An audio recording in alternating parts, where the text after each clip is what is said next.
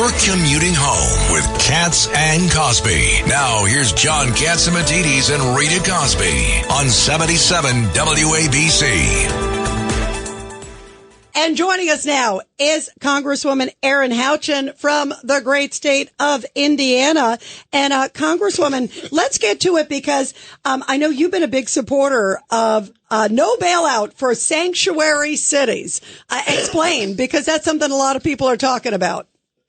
Yeah. Hey, thanks for having me on the program today to talk about this bill. Under the Biden administration with Kamala Harris as the border czar, every state, including the state of Indiana, is now a border state.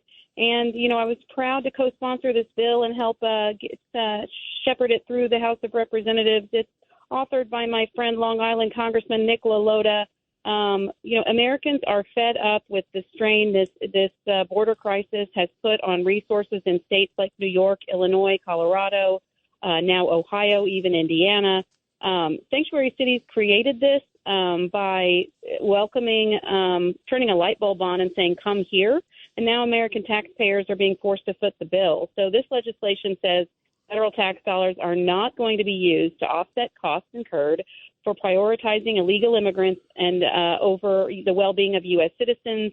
We're not supporting and reimbursing for paying for hotels, health care, anything that would prioritize the well-being of the illegal immigrant population over our own American citizens. We're seeing it every day around the country. It is getting to a breaking point, Rita, and something's got to give.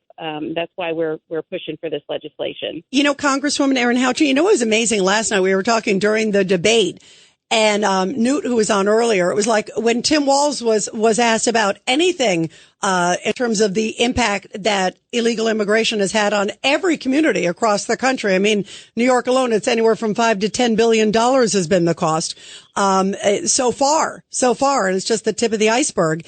And he almost seemed like, what are you talking about? Like his reaction during the debate, Tim Walz, who of course is with Kamala Harris, was like, how could you say that about immigrants? It was like they're in la la land. Don't they understand that cities are busting at the seams? Yes, I thought the same thing as he was talking. Walz seems to forget that Kamala Harris and Joe Biden have been running the country for the last 3.5 years, not Donald Trump. And they have been running the country into the ground. And he just seemed to have no knowledge of that. He was flustered, unprepared, and unsure. Vance was amazing. He was poised and strong and confident. I think that there's some members of the media today that are even having to admit that J.D. Vance outperformed Tim Walz. Really, it was unbelievable to me, the level of uncertainty he had about the current state of affairs, particularly with regard to immigration. Well, go ahead, Rudy Washington. Congresswoman and Judge. Don't immigration fall within the bailiwick of the federal government? Absolutely. Absolutely. Go ahead, Congresswoman. Well, you know where I was going to go with this, Judge. Why haven't we litigated this? Now, also, if Donald Trump becomes president, why can't he withhold money to these states? Yeah, and I think if Donald Trump becomes president, we're going to see a very different country. I think he will start to turn this around. I mean, one of the things that, you know, in our research under the No Bailout for Sanctuary Cities Act that we've discovered is anyone that's here under temporary protected status, anyone that's a parolee, they qualify for certain benefits. And that is a direct result of executive orders signed by Joe Biden that undid all of the executive orders that were protecting American taxpayers and protecting our safety and security by closing the southern border. All of that was undone in the first few days of Joe Biden taking office. They are solely responsible for this crisis. We've heard about this magic bill that is supposed to have originated in the United States Senate that would fix all of this. It was not a good product. It would have codified all of their bad policies, and Republicans just were not going to stand for that. This is, you know, the No Bailout for Sanctuary Cities Act is something that we can do, and we're pushing forward to that with that.